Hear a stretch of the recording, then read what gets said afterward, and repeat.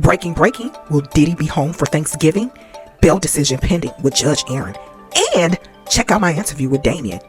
Now let's get to it.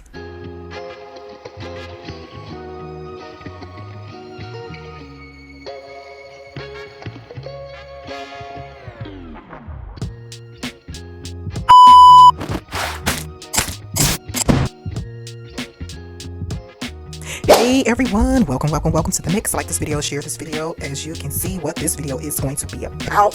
Today is Wednesday, day before Thanksgiving. Oh my gosh, for those who celebrate Thanksgiving, happy Thanksgiving. For those who do not, okay, it's cool. No judgments here. So smash that like, share this video, like, share. It is free to like, it is free to share, it is free to subscribe. Hit the cash app, that zelle is in the description section of this post. Let me jump right into the topic, okay? But before I share this interview I did, yes, you guys, I have someone, Damien, speaking on his quote-unquote experience on the other side of the fence. And Damien can speak to this Diddy situation when it comes to phone card rules, etc. So, but before I do that, let me just go ahead and give you guys a overview of this for those who are new. And for those who are new to my channel, I pre-record most of my videos and I typically go live on the weekend.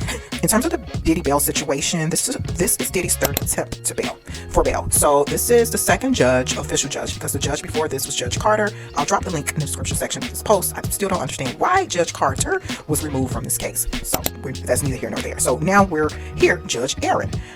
He was just appointed by Biden administration a couple years ago, I think 2-3 years ago. So he's a new district judge. Anyway, he's going for his third bail attempt. The previous bail attempts were denied by the magistrate judge and by Judge Carter. So Diddy's team is really arguing that he has a right to bail, which everyone does have a right to bail. And let's just speak to that really quickly. Regardless if you're guilty or innocent, everyone has constitutional rights. I mean, hey, don't blame me, but blame the lawmakers. I'm not here capping for anybody. I'm just speaking facts when it comes to the Constitution. Know your rights. 1 through 10. Those amendments mean something, y'all. So Diddy's team is trying to get him bail, etc. The feds, of course, seems like they're like, no.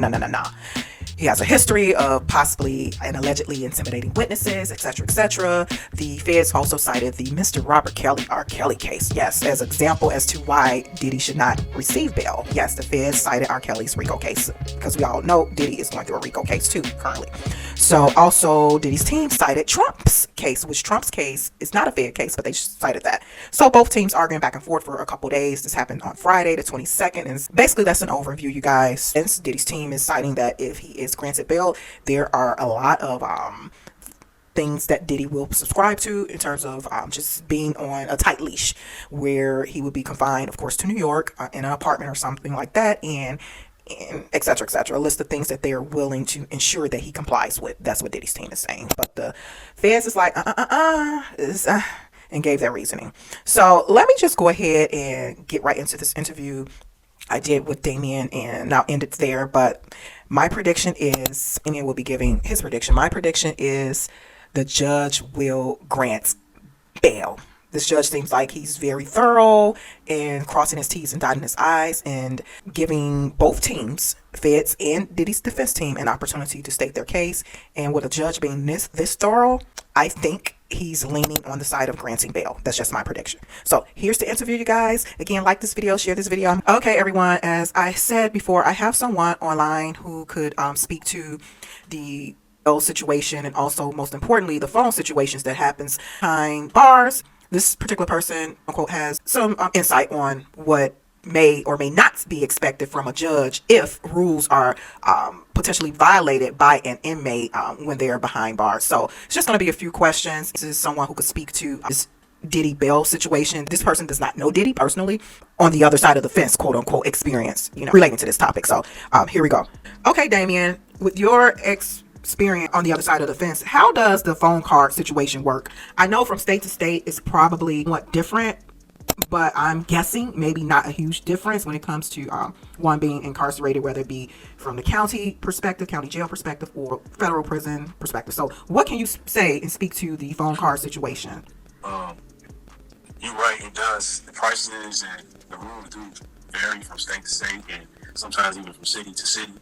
And it does make a difference if it's like county versus federal versus state, But overall, with phone cards, a phone card is something that you can buy off of the commissary. It's basically like buying minutes. You just basically type in your number, whatever your inmate number is, or you can buy someone else's inmate number. Okay, pause right there. Okay, just a sec. Pause right there. So, is it violating rules to buy someone else's? Yes or no? It just depends on the handbook. Every jail has a handbook. Okay. So whatever is in the handbook, whatever they say are the rules, then you got to go by the handbook. Nobody really reads them, but every jail has their own handbook. Most of the time, it is a violation because of what's the word I'm looking for? Because of safety reasons. People probably have what they call it, order protections on them. Oh. They're not supposed to reach out to certain people, and they can use someone else's phone call, basically their PIN number, so they'll be calling out like there's somebody else. Okay, pause right there. That's a good argument the federal government could have made in the Diddy situation, because just to give you a little bit backstory, I don't know if you've been following this wholly, but the feds are arguing that this is a violation because Diddy is quote unquote allegedly using other people's phone cards, and so they basically saying that he's doing it and it's giving him an opportunity to allegedly intimidate witnesses, etc., doing three-way calls, all of that. But I didn't think about it in terms of like you said, from a violating rules perspective of that particular jail, that order of protections. Yeah, that's a good point, a good legal argument point. So if someone has an order of protection on someone, then someone else, another inmate, is using someone else's phone card. Ooh, sheesh. Yeah. So the jail rules vary. So if that's not a specific rule in that jail, it'll be up maybe to the warden. You know what I'm saying? To write the inmate. They have inmate tickets, kind of like school. They get inmate tickets and. Okay, pause. Okay, pause right there. Inmate tickets. Does that get reported back to the judge? And does the judge take that into consideration? Like, if it's a bill? It depends on the case. It depends on the person, and it depends on the jail. For real. Okay.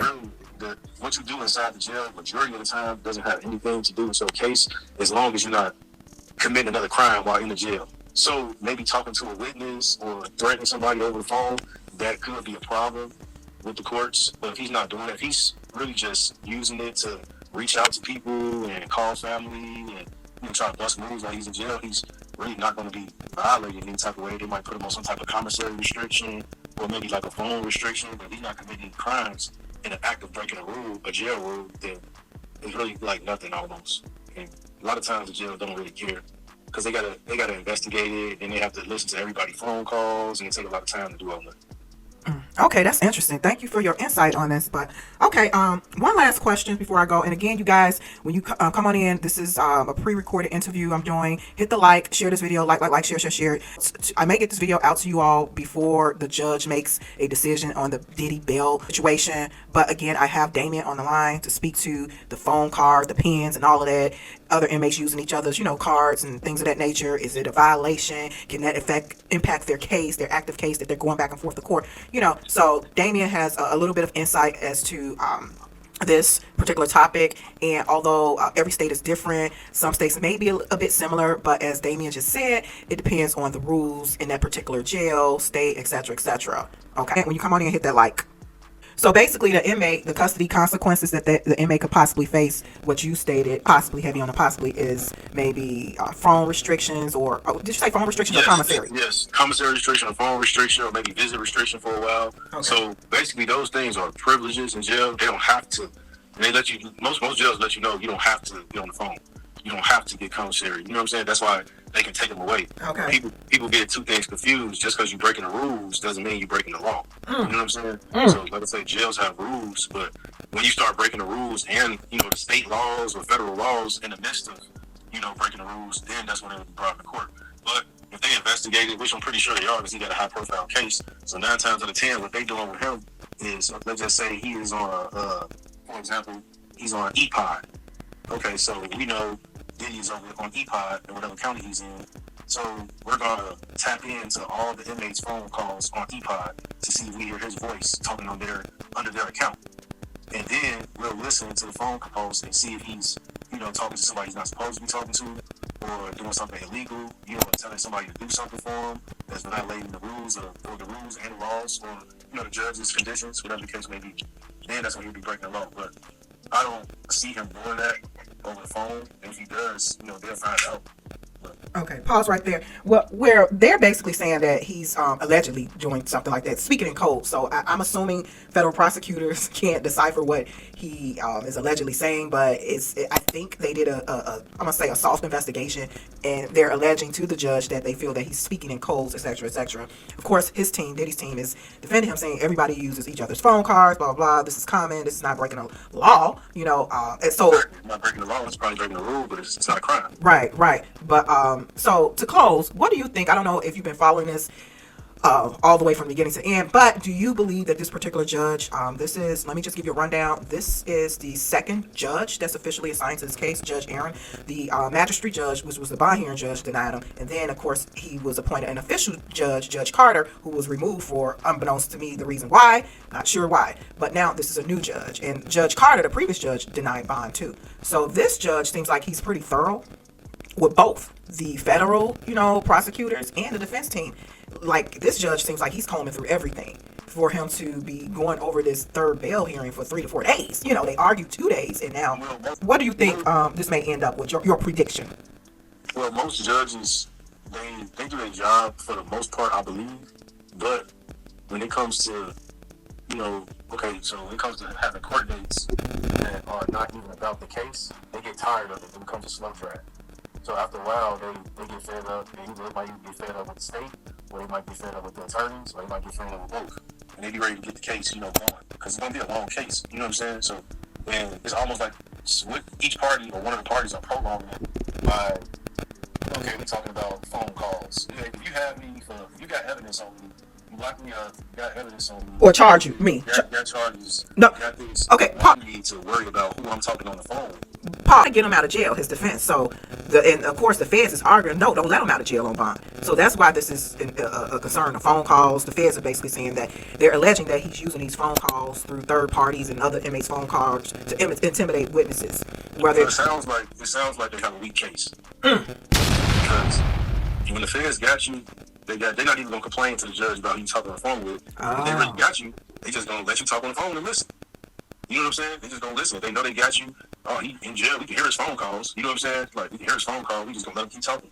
So obviously, they know he probably is talking in codes. And when you do talk in codes, sometimes it is hard. They know what he's talking about, because they hire people, I forgot what they call. They hire people to, practice and listen to different lingos. So they know what he's talking about, but it's hard to prove what he's talking about in court. Right. Because it's all lingo.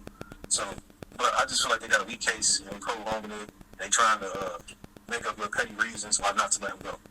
You know what I'm saying? That's all it really is. The case is not that strong. Because if you got me, why are you worried about who I'm talking to on the phone? Why are you worried about me intimidating a witness? Because maybe your witness is all you got. All right. Well, thank you for your insight. Thank you for taking the time out to do this interview. I appreciate your insight. Again, you guys, this is Damien. He's giving his perspective, his opinion, and commentary about the Diddy bail situation. And your prediction in terms of will this particular new judge grant bail or not? What do you predict? He might deny it. It's a possibility he might deny it. I think he might deny it. It's a federal case. Diddy's a billionaire. He's black. There's a lot of reasons it can't be. Now, charges are serious, but I doubt he give it to him right now. Courts are all about examples. And a lot of times, they don't want your money. They're trying to make an example out of you.